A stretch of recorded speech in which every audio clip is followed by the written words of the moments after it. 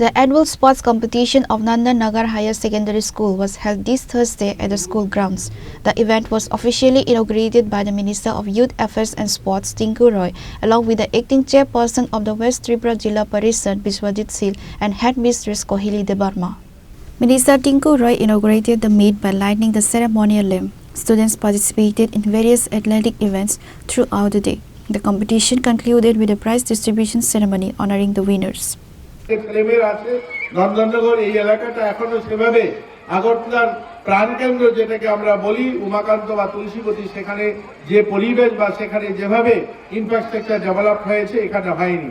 আমরা অভিভাবকরা ভাবি যে আমাদের ছেলেমেয়েরা সেই পরিবেশ পাচ্ছে না, তার জন্য পড়াশোনা বা অন্য জায়গায় সেভাবে তারা ভালো স্থান অর্জন করতে পারছে না। আমরা 2024 সালে প্যারিসে একটা অলিম্পিক হয়েছে, আপনারা দেখেছেন হয়তো।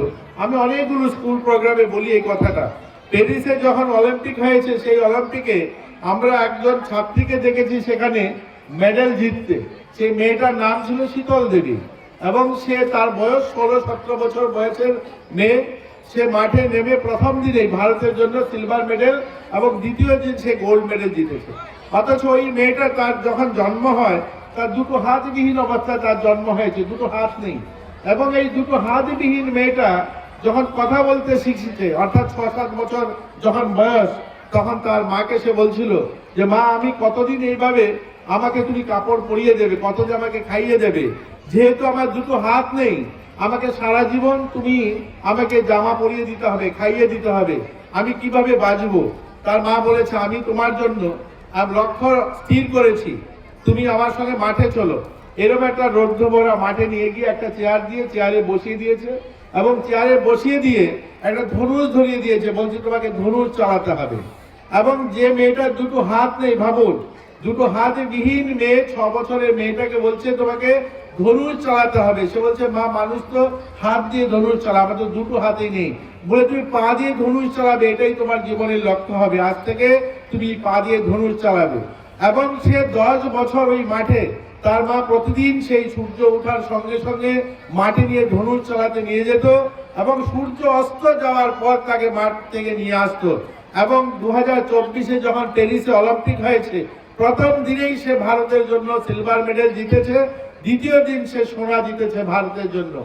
এবং পৃথিবীর যে ওয়ার্ল্ড অর্গানাইজেশন যে প্যারা রয়েছে তারা ঘোষণা দিয়েছে পৃথিবীর শ্রেষ্ঠ খেলোয়াড় হিসাবে সেই শীতল দেবীকে। এবং 2025 সালে যখন 26 জানুয়ারি রাষ্ট্রপতি ভবনে পদ্মশ্রী অ্যাওয়ার্ড ঘোষণা করা হয়, সেখানে রাষ্ট্রপতি সহ প্রধানমন্ত্রী সকলে দাঁড়িয়ে তাকে স্যালুট জানিয়েছে যে একটা মেয়ে যার দুটো হাত নেই, দুটো হাতবিহীন মেয়ে, যে ভারতের জন্য সিলভার এবং গোল্ড মেডেল জিতেছে এবং ভারত সরকার তাকে পদ্মশ্রী দিয়েছে। ভাবুন আমরা সুস্থ সবল মানুষ যে কাজটা করতে পারি না, একটা দিব্যাঙ্গ মেয়ে যার দুটো হাত নেই সে ভারতের জন্য সোনা এবং রূপো জিতে নিয়ে এসছে। এতে প্রমাণ করে যে আমাদের লক্ষ্য স্থির করতে হবে, আমার জন্ম কোথায় হলো, আমার বাড়ি কোথায়, আমি কোন স্কুলে পড়ি, এতে কোনো মাইনে রাখে না। আমার লক্ষ্য স্থির করতে হবে এবং আমার প্রয়াস থাকতে হবে, তবেই আমি আমার জীবনের সফলতা অর্জন করতে পারবো। যাই হোক, আমাকে আমন্ত্রণ জানিয়েছেন, আপনাদেরকে ধন্যবাদ জানাই, স্কুল কর্তৃপক্ষকে ধন্যবাদ জানাই। আমার এতগুলো কথা আপনারা শুনলেন, ভালো থাকবেন এবং ছাত্র ছাত্রী যারা রয়েছে। Pure Report, Chinikhora.